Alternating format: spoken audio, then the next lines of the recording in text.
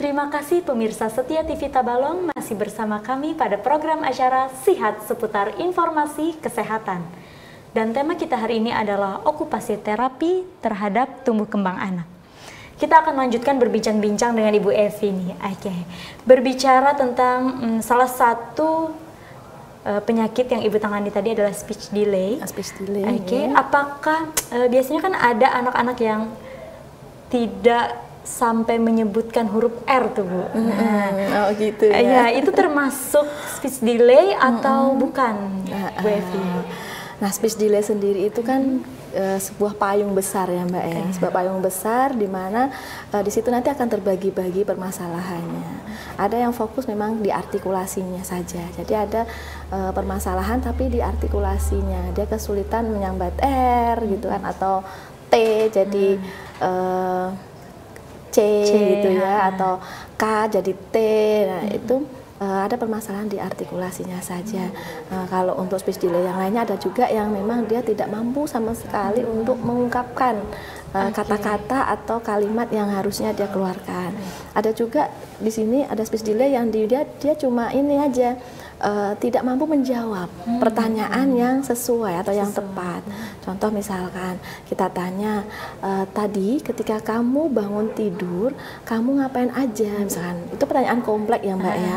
Nah di situ dia cuma menjawabnya bangun, mandi, makan. Nah seperti itu dia belum bisa ya bercerita. Setelah saya begini, saya ini. Nah itu dia belum bisa bercerita. Nah, itu juga gitu masuk ya, kategori itu juga ya Mbak ya, di mana dia ada permasalahan di area bahasanya tadi. Jadi cakupan speech delay ini juga luas ya, sebenarnya ya Bu ya.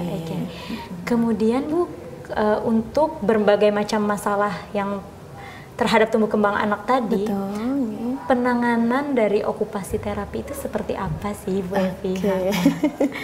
Penanganan pada okupasi terapi terfokus pada 3 ya Mbak ya. Yang pertama adalah memfasilitasi sensorinya. Nah untuk tadi Mbak Amel bilang ada anak yang kesulitan atau menyebut R tadi gitu ya. Nah beberapa kasus yang pernah saya tangani, biasanya dia mengalami permasalahan sensori di area olfaktori atau area mulut, di mana ketika dia makan itu suka pilih-pilih, hanya yang renyah-renyah saja misalkan, atau justru yang lembek-lembek saja. Nah di situ menyebabkan beberapa kemampuan atau komponen fungsi sensorisnya di area mulut itu tidak optimal seperti yang lainnya. Jadi itu berpengaruh juga ya Bu? Berpengaruh, betul. Nah selain itu juga ada beberapa anak juga yang ketika dia itu terjatuh bahkan itu sampai luka berdarah gitu ya, itu dia biasa aja. Nah di sini ada permasalahan nih Mbak, permasalahan fungsi sensorinya juga terganggu nih. Udah berdarah-darah kok dia biasa aja, wajah lempeng gitu ya. Nah tanda-tanda itu kenapa gitu ya? Karena seharusnya minimal nangis ya Mbak. Nangis ya betul. Gitu ya minimal. Tapi ini enggak ya Bu ya? Ini enggak ada yang seperti itu. Apakah dia memang tidak merasakan sakit Bu atau karena memang ada yang tidak optimal gitu Bu? Nah ada persepsi sensori yang salah di situ. Mungkin kulit udah jelas-jelas sakit gitu ya Mbak ya, tapi di otak, di proses dia tidak merasakan apa-apa. Nah ini ada permasalahan berarti di sensorisnya tadi. Kemudian yang kedua adalah stimulasi fungsi motorik sehingga anak mampu tumbuh sesuai tahapan perkembangannya. Jadi kalau misalkan tadi ada yang lambat jalan, kemudian ada yang tidak melewati fase merangkak, nah kita stimulasi lagi, kita ajarkan kembali. Jadi kadang ada anak yang misalkan tadi ya Mbak ya, setelah hasil anamnesis ternyata dia tidak melewati fase merangkak, atau fase merangkaknya tadi dia satu kaki ke belakang aja gitu ya, kayak menunjul gitu ya. Nah, itu kita latih dengan cara merangkak yang benar. Walaupun si anak sudah bisa jalan. Meskipun dia sudah bisa jalan, jadi kita ulangi lagi dari awal. Kita berharap dengan stimulasi itu fungsi saraf yang di otak tadi tidak berkembang dengan optimal ketika dia tumbuh tadi bisa tumbuh gitu ya. Yang dulunya bahkan mungkin saraf itu cuma diem, ini berkembang gitu ya, terstimulasi gitu. Karena saraf itu kalau kita ibaratkan seperti listrik ya Mbak ya. Kalau listrik itu kita padamkan maka akan padam.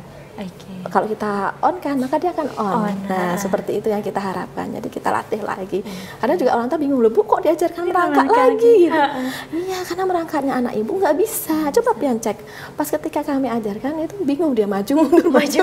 Karena nggak bisa merangkak dengan benar gitu. Padahal si anak sudah bisa berjalan. Padahal dia bisa jalan, bahkan mungkin aktif gitu kemana-mana gitu.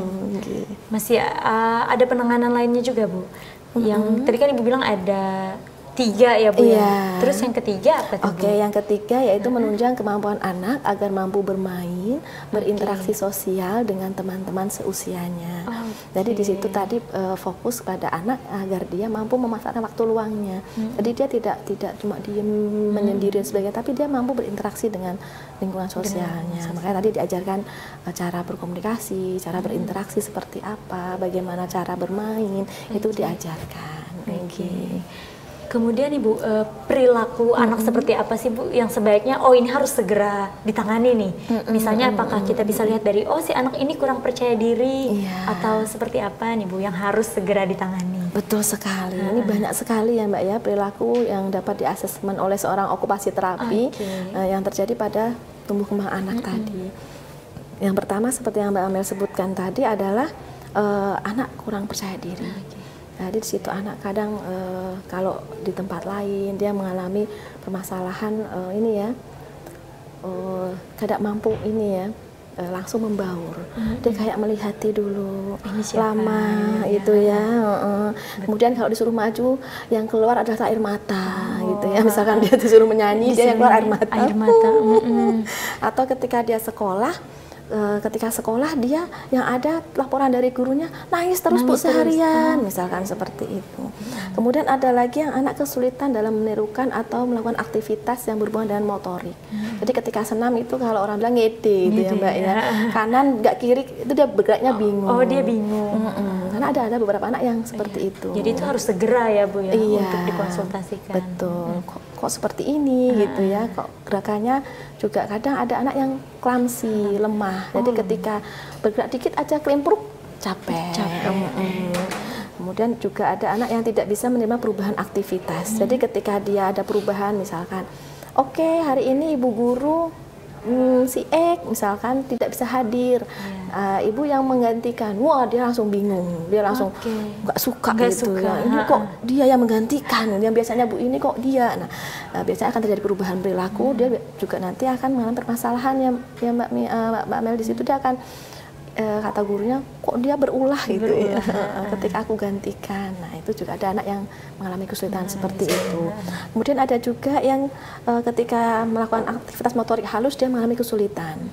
Beberapa kasus yang pernah saya tangani gitu atau saya mengobservasi anak-anak dengan prateka itu hampir beberapa anak yang saya temui tidak bisa pegang gunting Mbak Amel. Tidak bisa megang gunting ya Bu? Iya, bahkan dia bingung cara gerakan. Kayak melihat benda asing gitu Mbak Amel. Dan saya, ya Allah Ibu ini gak pernah diajarkan gitu kan. Kami takut Bu gitu, sedangkan seharusnya menggunting itu sudah di usia 3 tahun sudah harus diajarkan itu gerakan menggunting itu. Karena ini menyokong dia mampu untuk nanti menulis dengan baik. Berpengaruh ya Bu ya? Berpengaruh Mbak Dia bisa menggunting. Betul, gerakan menggunting ini gitu. Dia nggak pengaruh untuk kemampuan dia menulis selanjutnya. Betul. Nah itu banyak sekali yang kayak benda asing. Jadi dia bingung ya Bu ya harus gimana. Kemudian ada juga anak yang lebih suka menyendiri. Nah ini juga perlu kita tangani juga ya. Anak-anak yang suka menyendiri, main sendiri, suka tidak berbaur dengan teman-temannya, ini tanda tanya gitu ya. Ada masalah apa di situ? Apakah ada karena dia kecemasan yang berlebihan ataukah karena dia takut sesuatu? Itu perlu kita ini. Kemudian ada anak yang tidak suka bermain. Tidak suka bermain. Ada anak yang tidak suka bermain ya Bu ya. Aku duduk sini aja.